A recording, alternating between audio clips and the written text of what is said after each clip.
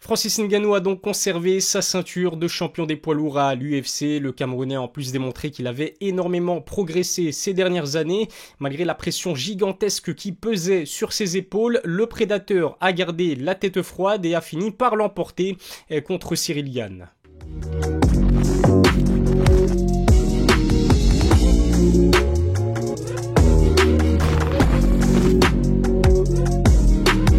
Salut à tous, c'est Ilyes, on se retrouve aujourd'hui pour une nouvelle vidéo. Après mon débrief, je vous propose une analyse avec un peu plus de recul concernant cette victoire de Francis Ngannou contre Ciryl Gane. Le fait que le Camerounais se soit imposé sur décision unanime a littéralement choqué la planète entière. Le contexte du combat et la façon avec laquelle il a décroché la victoire assoit véritablement son statut de champion incontesté des heavyweights. Je vais vous expliquer pourquoi Francis mérite tout le respect du monde. Selon moi, il a d'ailleurs prouvé qu'il était l'homme le plus fort de la planète et pas seulement d'un point de vue physique. Juste avant, je vous invite à vous abonner à ma chaîne YouTube, à lâcher un petit pouce bleu et à me suivre sur mes réseaux sociaux. Tous les liens sont dans la description. Une victoire surprenante, pas parce qu'on ne donnait aucune chance à Francis de l'emporter, loin de là, mais parce que pour la première fois de sa carrière, le Camerounais s'est imposé sur autre chose qu'un finish. Le champion en titre n'avait été qu'une seule fois jusqu'au 5e round et il s'était incliné contre Stipe Miocic en 2018. La majorité des fans de MMA ne s'imaginaient pas voir Francis Ngannou avoir le cardio nécessaire pour performer pendant 25 minutes. Arrivé à 116 kg à la pesée, le Camerounais était légèrement moins lourd qu'à son habitude. Pourtant, une fois dans l'octogone, Francis m'a semblé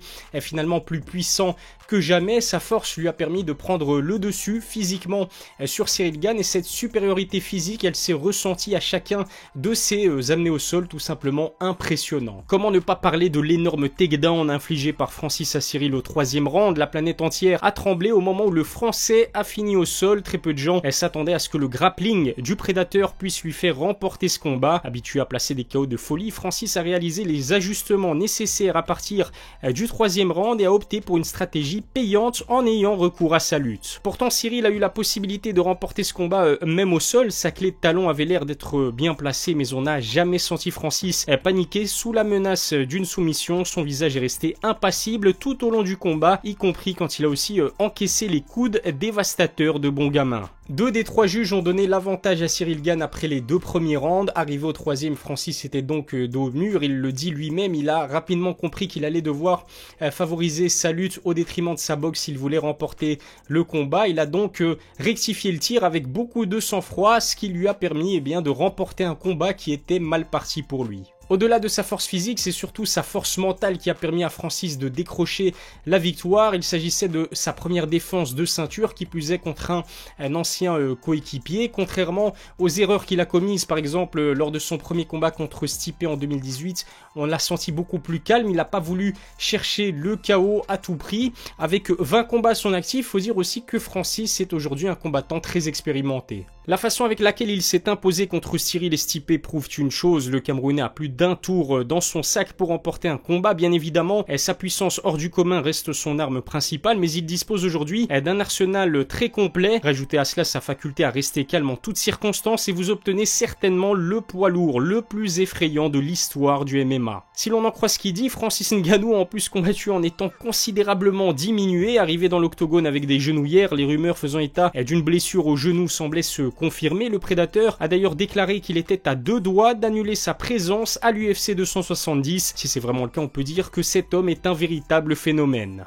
En plus d'une potentielle blessure, c'est le contexte même de ce combat qui représentait un obstacle auquel Francis Ngannou a dû faire face, puisque vous le savez, sa relation avec son ancien coach Fernand Lopez, le coach actuel de Ciryl Gane, n'est pas au beau fixe. Les images du vent laissées par le prédateur à ses anciens coéquipiers ont aussi mis de l'huile sur le feu, et puis les médias en ont également rajouté une couche pour peut-être contribuer à ce que ce combat soit personnel, soit plus croustillant qu'il ne l'était déjà. Champion des poids lourds depuis mars 2021, l'UFC a également voulu précipiter finalement la première défense de ceinture de Francis, mais à cause d'un souci de visa, le prédateur ne pouvait pas affronter Derrick Lewis avant le mois de septembre. Au final, l'organisation a laissé tomber ce rematch et a remplacé le Camerounais par Ciryl Gane pour la ceinture intérimaire, une décision qui a provoqué l'incompréhension totale dans le camp de Francis Ngannou. Sa relation avec Dana White est tout sauf facile. Le président de l'UFC a d'ailleurs boycotté la conférence de presse d'après-combat, assez rare pour être souligné. Dana n'a même pas tenu à remettre la ceinture à Francis après sa victoire. victoire. Voir le président de l'UFC avoir un tel comportement envers l'un de ses champions est vraiment incroyable. Le combat contre Ciryl Gane était en fait le dernier dans le contrat de Francis Ngannou. Le fait qu'il ait remporté la victoire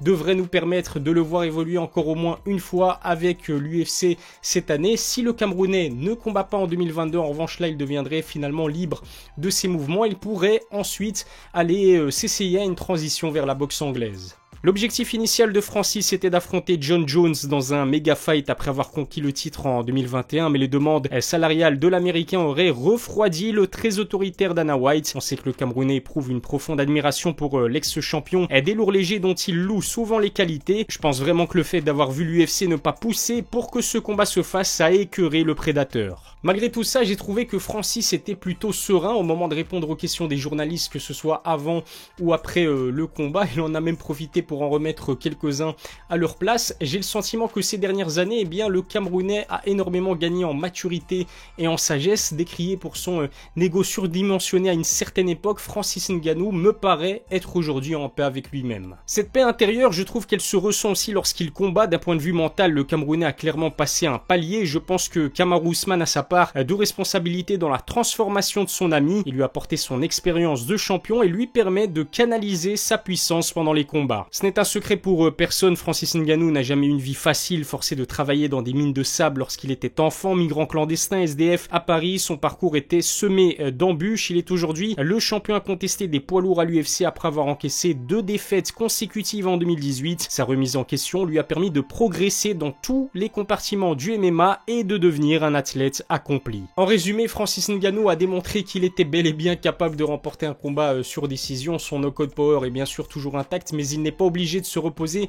uniquement sur sa puissance. Malgré son apparente fatigue, il a aussi trouvé les ressources nécessaires pour amener et maintenir Ciryl au sol. Rajoutez à cela son imperméabilité à la pression et vous obtenez peut-être l'homme le plus dangereux de la planète. Abonnez-vous à ma chaîne YouTube, lâchez un petit pouce bleu si ça n'est pas encore fait, et puis suivez-moi sur mes réseaux sociaux, tous les liens sont dans la description. Je vous remercie de m'avoir suivi, je vous donne rendez-vous très vite pour une nouvelle vidéo. D'ici là, prenez soin de vous.